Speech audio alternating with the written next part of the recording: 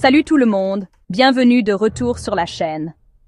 Aujourd'hui, j'ai une histoire intrigante qui fait la une des journaux, le procès de Boualem Sansal en Algérie. Alors, qui est Boualem Sansal? C'est un écrivain algérien connu pour ses opinions critiques sur le régime algérien et pour sa défense de la liberté d'expression. Mais le 20 mars 2025, il s'est retrouvé devant un tribunal à Alger, face à des accusations assez graves. Voyons cela de plus près.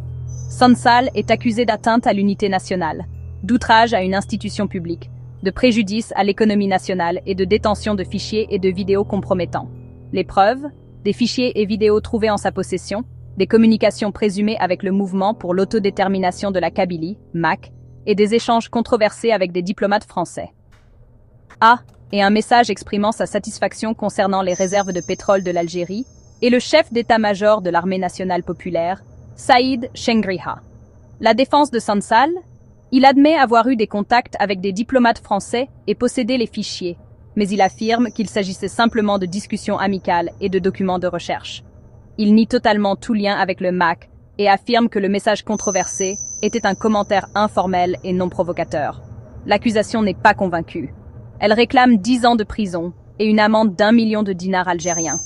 Au cours de l'audience de 20 minutes, qui s'est déroulée dans le calme, Sansal est apparu en bonne santé, n'était pas menotté et a été traité avec respect.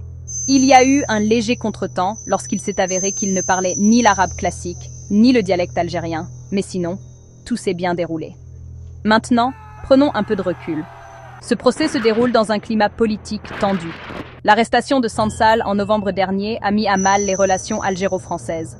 Le président français Macron a même appelé à la libération de Sansal, tandis que le président algérien Tebboune l'a publiquement condamné. Pour ajouter au drame, l'avocat de Sansal, François Zimray, citoyen français de confession juive, s'est vu refuser un visa pour l'Algérie, apparemment en raison de sa religion. Cela l'a empêché de représenter Sansal. La réaction du public? Elle est divisée. Certains défendent le droit de Sansal à la liberté d'expression, tandis que d'autres estiment que la loi doit s'appliquer à tous de la même manière. Des romanciers, des politiciens et des défenseurs des droits humains ont exprimé leur solidarité avec Sansal, faisant de cette affaire un sujet brûlant à l'échelle internationale.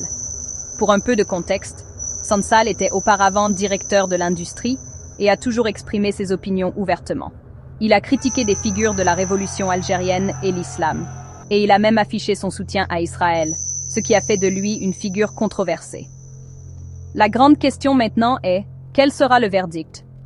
Le tribunal doit annoncer sa décision le 27 mars 2025.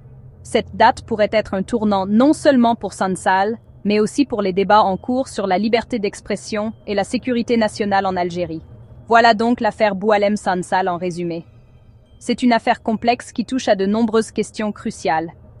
Restez connectés pour les dernières nouvelles, car le verdict pourrait avoir des implications importantes. Si vous avez trouvé cette vidéo informative, n'hésitez pas à liker et à vous abonner pour plus de sujets d'actualité.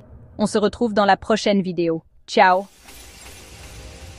Merci de bien vouloir activer la cloche et de cliquer sur j'aime.